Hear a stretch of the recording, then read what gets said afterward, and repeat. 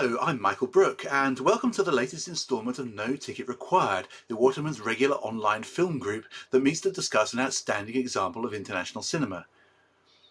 Now, when Armando Iannucci announced 5 years ago that he was giving up contemporary political satire on the reasonable grounds that the era of Donald Trump and Boris Johnson had outstripped anything that he could have come up with, it initially seemed that as if a virtuoso pianist had said that he was cutting off one of his hands.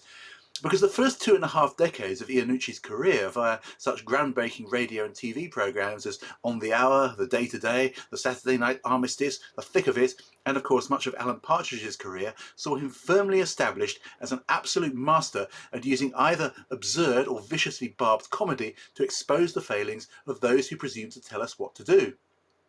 So, where would he go from here? Well, it turned out that his second feature after In the Loop wasn't that far removed. It was also a political satire, but the difference, crucial difference, is that it's set in the Soviet Union in 1953 and concerned the events immediately before and after the death of Joseph Stalin. But despite being based, albeit somewhat loosely, on real historical events and the film's characters being based on actual historical figures, it's not at all hard to detect the hand of the man who created the thick of it, even from the trailer.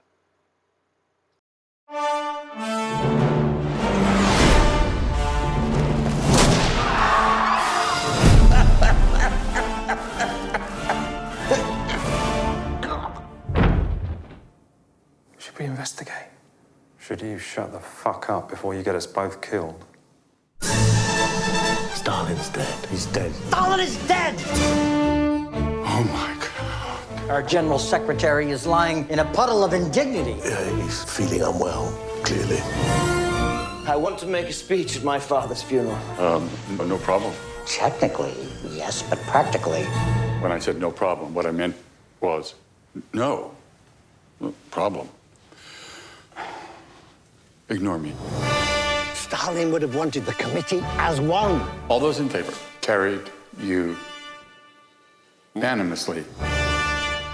We need change. Well, let's see who can mobilize first. Oh, seems to be me. Sneaky little shit. The race has started. We need to start putting together a plan. How can you run and plot at the same time? I have no idea what is going on. I'm the peacemaker, and I'll fuck up anyone who gets in my way. Come on! Play better, you flattering fannies! Get it! Give it! Hit it! Shoot her before him, but make sure he sees it. Kill him, dump him in the pulpit. And I'll leave the rest up to you. We have to act. I really need your help. I'm going to have to report this conversation. Threatening to do harm or obstruct any member of the Presidium in the process of looking at your fucking face. I took Germany. I think I can take a flesh lump in a waistcoat. No matter what happens, I will never let any harm come to you. I may as well just shoot myself like mother. Jesus Christ. Did Coco Chanel take a shit on your head?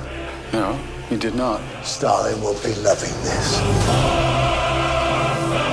I'll take it from here. Good luck, ladies.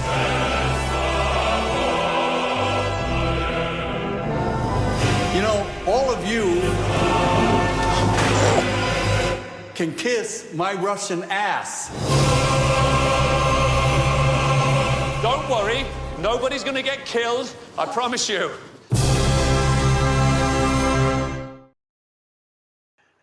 That said, there are still some pretty crucial differences.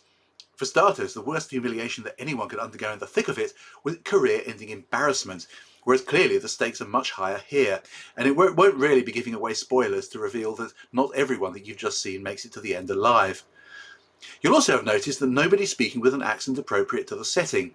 Iannucci felt that English-speaking actors generally favoured one particular type of Russian accent, whereas Stalin's coterie came from all over the place, and Stalin, of course, was himself Georgian. So instead you get a mixture of regionally distinctive English and American accents.